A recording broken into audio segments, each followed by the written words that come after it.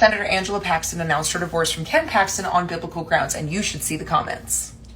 Marriage is indissoluble. There's no such thing as biblical grounds to separate what God has joined together. There are no biblical grounds for divorce. A real woman would fight for her marriage.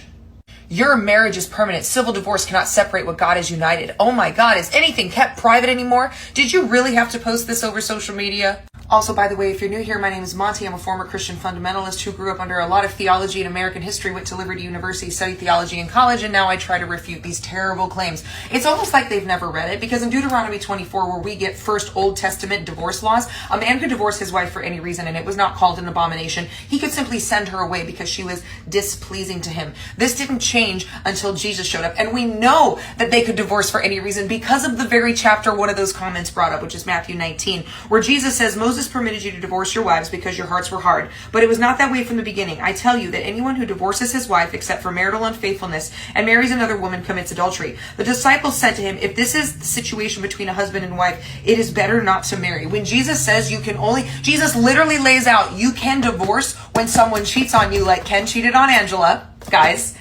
Then the disciples literally say, oh my God, if that's the only reason we can get divorced, it's better not to be married, because they understood Old Testament law to mean you can divorce your wife for any and every reason. Why did Jesus change that law? Well, he changed it to try to protect women, because a man could throw you out of the house for any reason, leave you destitute, poor. It was hard to remarry. And Jesus said, no, unless she cheats on you, you are not allowed to divorce her, in an effort to protect women in a society where women were property.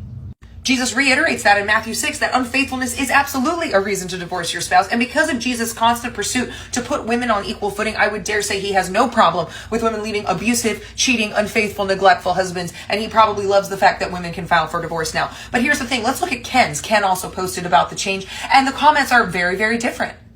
Ken, I know this is hard and we will keep you in our prayers. Politics is a horrible business. For those of you throwing stones over his affair, just remember there are two sides to every story, and we all sin and fall short. Why does the church demand women keep abuse and unfaithfulness private when men are not required to do the same? Men are not required to say, but women need to be long-suffering and submissive, and you need to just try harder, and you need to work for your marriage. Why is that? Because Christian marriage counseling was founded by a man named Paul Popenoe, who was an atheist, white supremacist eugenicist who believed that white women should never marry outside their race, they should never divorce their husbands, they should not have access to birth control, they should have as many kids as possible. And when eugenicist ideas fell out of favor after World War II, he switched into marriage counseling, and the only people radical enough to grab onto his ideas were evangelical pastors, and he founded Christian marriage counseling with the idea that women are never supposed to leave. You're supposed to have as many babies as possible, which is why churches shield abusers, tell women to stay. And also, Paul Popenoe mentored James Dobson from Focus on the Family.